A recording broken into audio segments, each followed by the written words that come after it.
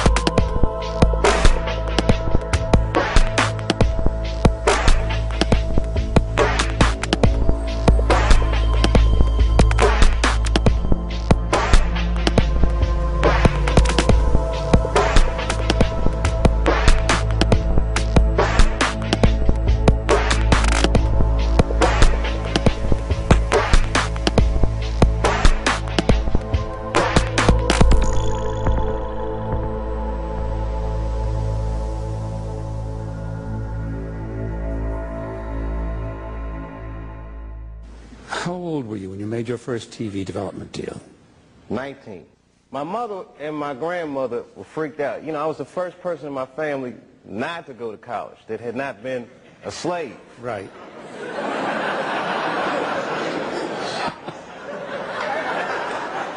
So I was really breaking from tradition, and it was like a graduation lunch we were having, and they had my dad come and talk to me, and my dad takes me outside, and he's like, listen, and this is some advice that applies to all you acting students. He says, to be an actor is a lonely life. Everybody wants to make it, and you might not make it. And I said to my dad, well, that depends on what making it is, Dad. He was a smart-ass kid. Yeah. It depends on what making it is, Dad. He says, what do you mean? I said, well, you're a teacher. I said, if I could make a teacher salary doing comedy, I think that's better than being a teacher. And he started laughing. He said, if you keep that attitude, I think you should go. He said, but name your price in the beginning. If it ever gets more expensive than the price you name, get out of there. Mm-hmm. Thus, Africa.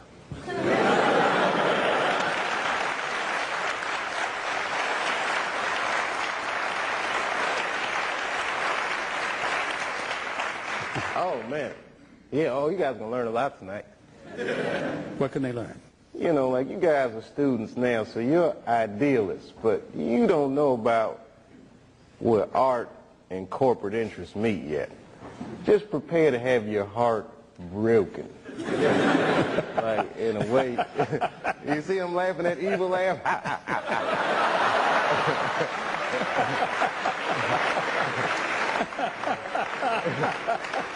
Because he knows, man, and everybody laughs at me, but just get your Africa tickets ready, baby, because it's coming. It's coming. You have no idea.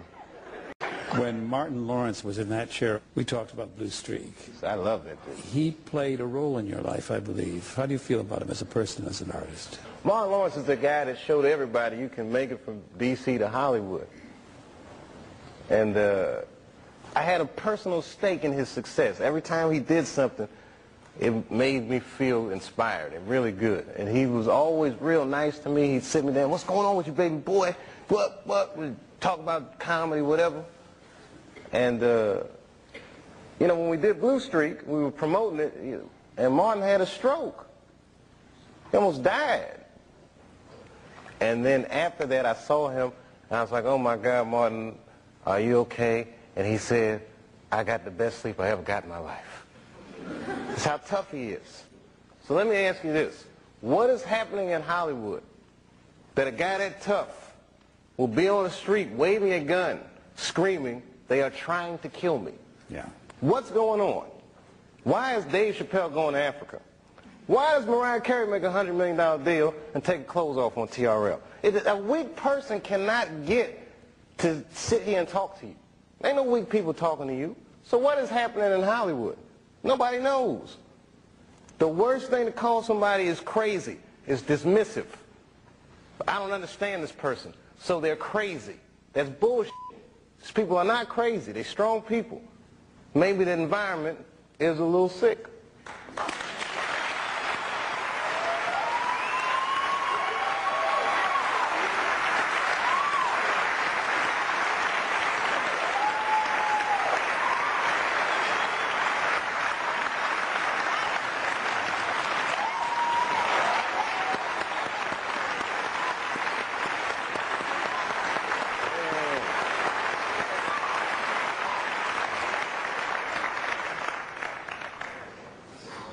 Oh, I'm dropping dimes tonight. What did you find in Africa that was an antidote to that? In Africa? Well, a lot of things. First of all, I'm a Muslim. I don't necessarily practice the way a good Muslim is supposed to practice, but I believe in these tenets. And in Africa, there's a small community of people that don't know anything about the work I do, and they just treat me like I'm a regular dude. So I knew that in Africa I'd have a place to sleep, and that I wouldn't have to feel strange. And you know, when they would call me crackhead and all these things in the country where I'm from, in Africa, they didn't know anything. They was feeding me and taking care of me and taking me to the mall and just regular stuff. And it just made me feel good. It just reminded me that I was a person, you know. I didn't even know they were saying those things about me. Then I called home, and people be like, "Oh my God, are you all right?" "Yeah, chill, I'm in Africa, baby, what's going on?" And then I got a call from a journalist that had been working on a story, and he was like, "Yeah, rumor mill's going on about you. Just want to clear a few things up." And I'm like, "Yeah, what's going on?" "Okay, do you smoke crack?" I said, "What? Do you smoke crack? Did you graduate from high school?" I mean, it was all these crazy questions. And I thought about never coming back. I said, this place is crazy. Like, I'm that dude. I just thought about all the things that celebrities go through and what celebrities become in our culture. You know, if you Brad Pitt and Jennifer Aniston and your marriage is breaking up, that's an awful thing. But to see that speculation in people gotta sting a little bit. Yeah, yeah. And then I realized, oh my God, I'm one of those people. That's a small club, man. That's a weird place to be. Ain't really no going back. You can't get unfamous. You can get infamous. Right. But you can't get unfamous. Right. So I got scared. I'm not gonna lie, y'all, I was scared to death.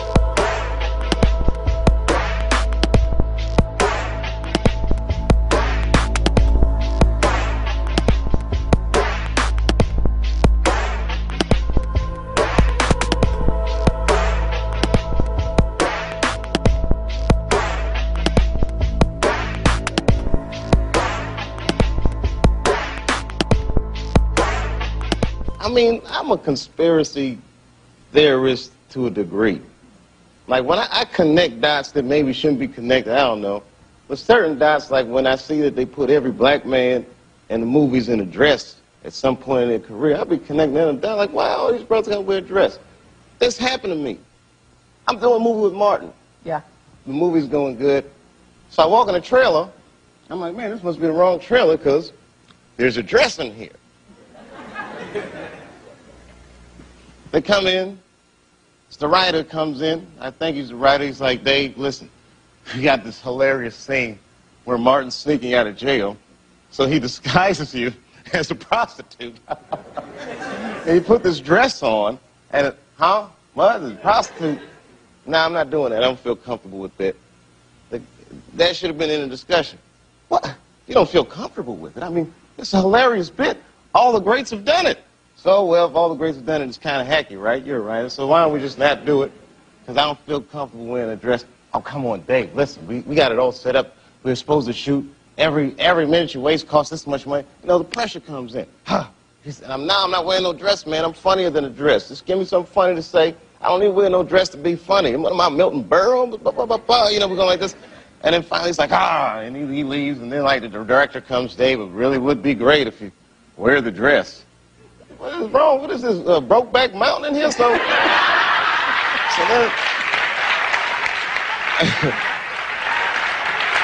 wear the dress. I don't want to wear the dress. I want to wear this dress. You know what I mean? This is, oh, gosh, this guy's so difficult. They leave. Now the producers comes, come on, David, would be so great. I mean, and then I started thinking about it. All the comics that I've seen, man, you know, strong brothers, why they be putting us in these dresses? But the minute it was clear, I was adamant, I'm not wearing a dress. I'm not wearing the dress. All right, fine. Think of something else. Guy comes back 10 minutes later, the whole new scene. Damn, how did you write the scene so fast? You know, it's like, so you gotta take a sting. And there may be more hot water waiting for Tupac based on what he tells the new issue of rap magazine The Source about co-starring with Janet Jackson in her big screen debut, Poetic Justice.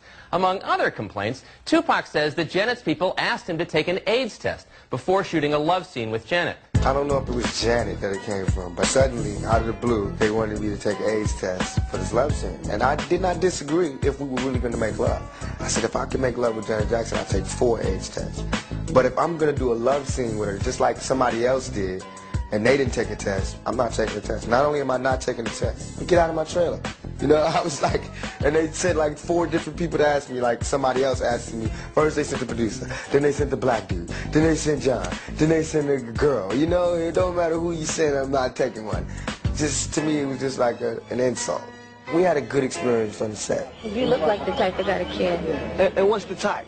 I really thought I made a friend. I thought, it was, I know Janet Jackson for life. But since the movie was over, it was like, boo, this number has been changed. And it was like a movie. I mean, it was like the day after the movie wrapped. I mean, like, all right, I'm gonna call you. All right, this number has been changed. I said, oh, okay.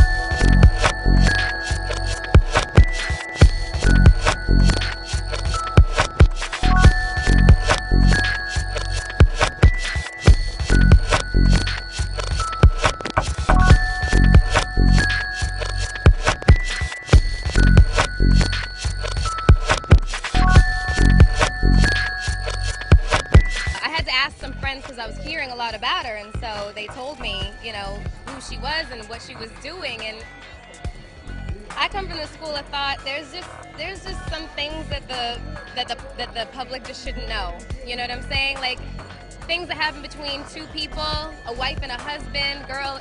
I just don't think that it's for mass consumption. I just have always felt that way, and I just think that the whole idea of celebrity and fame has become really convoluted and, you know, kind of bastardized, like whereas fame used to be the byproduct of success, and now it's the ultimate goal. And if your ultimate goal is to be famous, then you're gonna do a lot to get there, like sign your name in blood in a contract with the devil.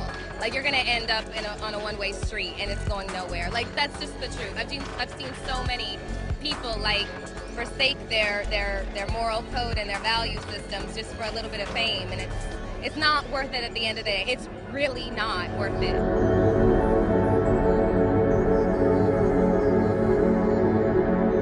Still out here doing these songs, you know, you're still on tour. I do, but I don't take it for granted. Why do you still do it? Why are you still out here? Well, it goes back to the destiny thing. mean, I made a bargain with it, you know, a long time ago, and I'm holding up my hand. What was your bargain? To get where I am now. Should I ask who you made the bargain with? with the chief commander. On this earth? And this earth, and then in the world we can't see.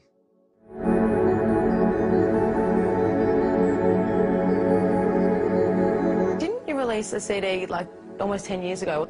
Yeah, I mean, I released a gospel record when I was 15 because I grew up in, a household where all I ever did was listen to gospel music, and my parents are both traveling ministers, and so I kind of sang about, what was going on in my life at 15, and that's how I got introduced to the music industry. I swear I wanted to be like the Amy Grant of music, yeah. But it didn't work out, and so I sold my soul to the devil.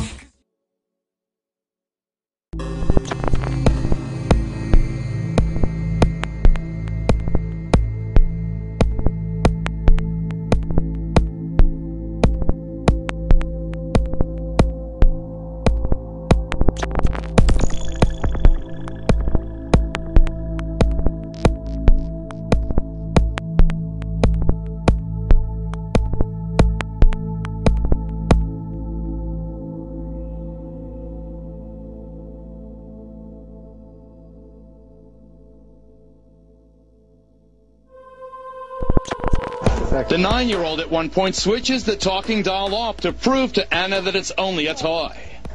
It's a battery baby. Don't open her skin. She's fake. Stop him. Are you asleep?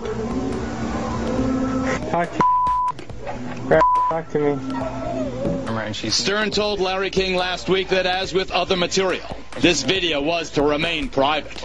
They're not supposed to be released to the media. We never would have. But somebody stole it, released it to the media in order to make her look bad. But Stern's statements to King are belied by his own frequent off-camera instructions to Anna. Say hi to your fans. Hi to all my fans. And when Stern complains that the background music may have rendered a scene unusable. Turn off the music, although it might be too late. Whole tape would be unusable. Or when Stern gives camera instructions to a production person named Mark. By the way, Mark, post is white. Huh? I'm just giving somebody the notes. And among other things, tells Mark not to use the shot where Anna's right breast falls out of her sarong. Anna, watch your boob. Your right one. It just keeps popping out. Don't show that, Mark. And when he hears the cash register ringing. This footage is worth money. I said this footage is worth money. Why? Clearly, Stern saw value in the pathetic scene that was unfolding in front of his camera. As a clearly drug-addled, stoned, or severely intoxicated, and still very pregnant Anna Nicole descends into a bizarre and frightening world in which her character really does seem to believe that the toy doll she's playing with is a real baby. You're freaking her out now, Anna. Listen as the 9-year-old, who clearly has more sense than the adult she's spending time with, becomes alarmed. Sorry. Now seriously help. Cut the tape up and I'll be back. I'm gonna go get something to drink. I think you've absolutely lost your mind. Is your baby still alive, Anna? After Anna continues to nurture and tend to the doll, as if she were a real baby, Anna stumbles outside to the tennis court area, still clearly believing their doll is real. Don't drop my baby! Anna, don't run. Don't run, Anna. You can hurt yourself.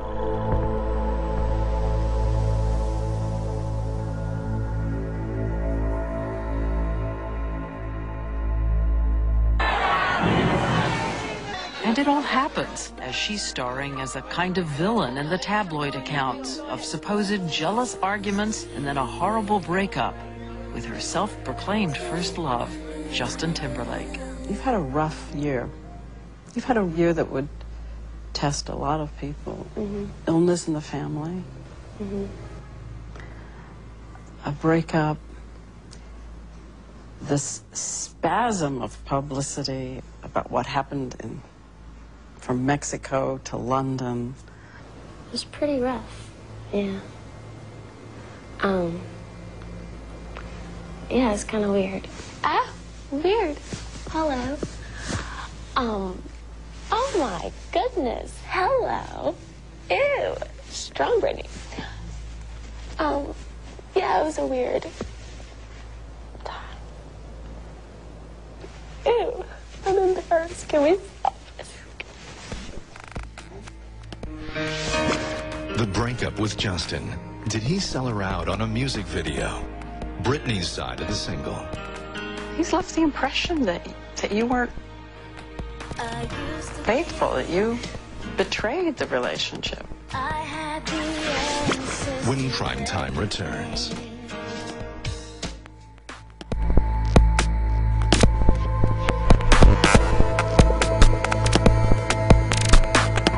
I'm bringing to the stage my man from Yonkers, New York, DMX.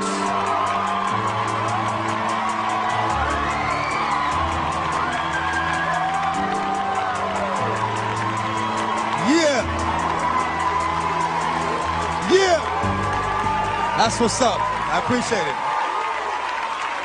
What I'm gonna speak on is the thing that's on my mind the most. You know what I'm saying? The thing that we all gotta deal with every day, but don't really know. The industry.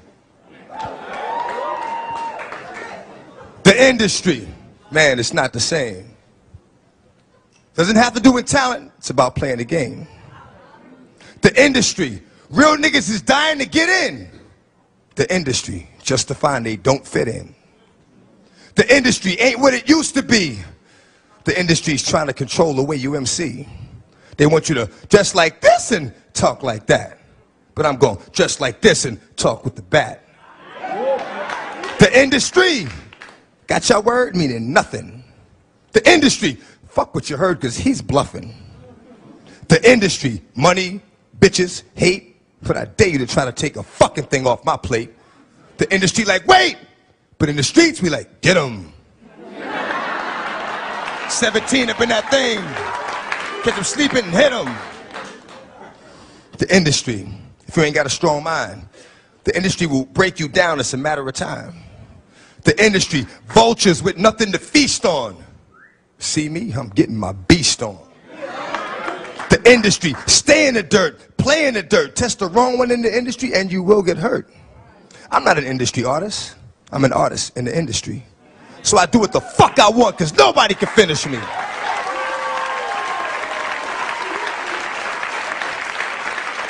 The industry, wanted, dead or alive, new artists to sell their souls in the way they survive. The industry don't give a fuck about you, but the industry couldn't make a dime without you. The industry, I'm sick of this industry shit. The industry playing them like a industry bitch. They try to finish me quick, but I am long, so I stand strong. Fuck a beat. Listen to the words in the damn song.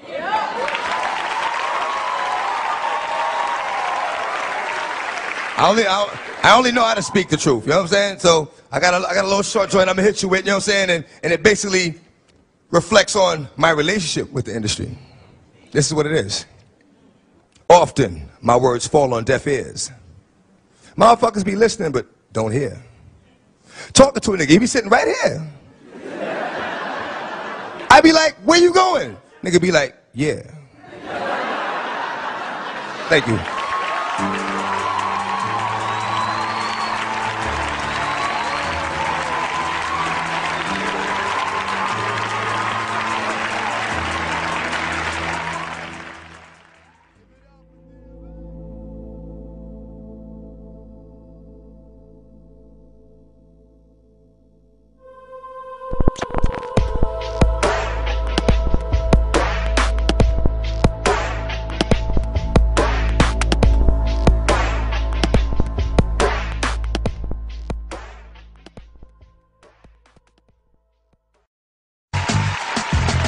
Philly, Black Ice. Let me ask y'all a question. When you look at my brothers, what's your first impression? Does the sight of us leave you guessing, or do you understand the stressing, the aggression, The look of no hope on my niggas' faces, like the Lord overlooked us when he handed down his graces. You see, embraces fall short on the numb tips of street entrepreneurial fingers. Stuck in the walls of the project halls where the coke smell still lingers. External blingers is all we can be, because on the inside we've been given nothing to shine on. And the gig is harder to get than coke, so niggas get their grind on, because the TV tells us, aim high, nigga, make all goals lateral. But that takes paper that we don't have, so niggas put their souls up as collateral now. Some niggas reclaim them, some blame them, make an excuse to sell them. But when a nigga goes from not doing to doing, what can you tell him? Not to be a nigga? Shit, I got to be a nigga, that's how I pay the bills, and I'ma do that whether I got to sling this coke or exploit these rhyme skills. See, America makes you an opportunist, and at the same time they institutionalize you. So the fact that niggas get these big record deals, big money, and then go to jail shouldn't surprise you. That's what lies do. And most of these guys do have raw talent, just infantile education. So the business feeds them all the weed and ecstasy and a little bit of paper to provide some pacification from all the bullshit frustration they serve you. Meanwhile, they corrupt your perception of what the real is. See, they taken all our businessmen and made them drug dealers. Took all our messengers, made them rappers just flapping their jaws, afraid to admit their treason. Took all our soldiers for the cause, made them killers for no reason and being fucked up. Well, that's in this season, so if you're negative, you're positive, and if you're positive, you're called a hater. But I maintain control of my soul because I know it gets greater later. And I told y'all the last show, I'm no hater, I just know what the truth is. I've been intertwining this pudding for a year now, so I know where the proof is. It lies in these midtown Manhattan skyscrapers where former hustlers sign papers and do fucked up capers. About 16 infamous stars at a time. Got them chopping and bagging and serving that shit to niggas 16 bars at a time. And the crime is undetectable by the feds because in the heads of our kids is where the track is. And music shoots straight to the soul. Is so potent, so it's much more addictive than crack is. Now, the high is just an illusion, lies and confusion, but just for that rush, just once these young bucks will go through it. So in essence, they're still flooding our streets with thugs, drugs, and killing. They just using these record labels to do it. Taking our heartfelt demos, putting us in limos, trying to fuck up our direction. And most niggas is trained to chase money and pussy, so we fall victim to our own erection. Convincing ourselves that we're on our way somewhere where we're not going, but ignorance is bliss, and niggas love this, so niggas take pride in not knowing. We not growing. Nigga, I'll give a fuck how slick you flowing if you ain't showing these kids nothing or adding nothing positive to the earth. See, I've been destined to touch this world since the day I was born. To be honest, fuck a deal. God gives me what I'm worth.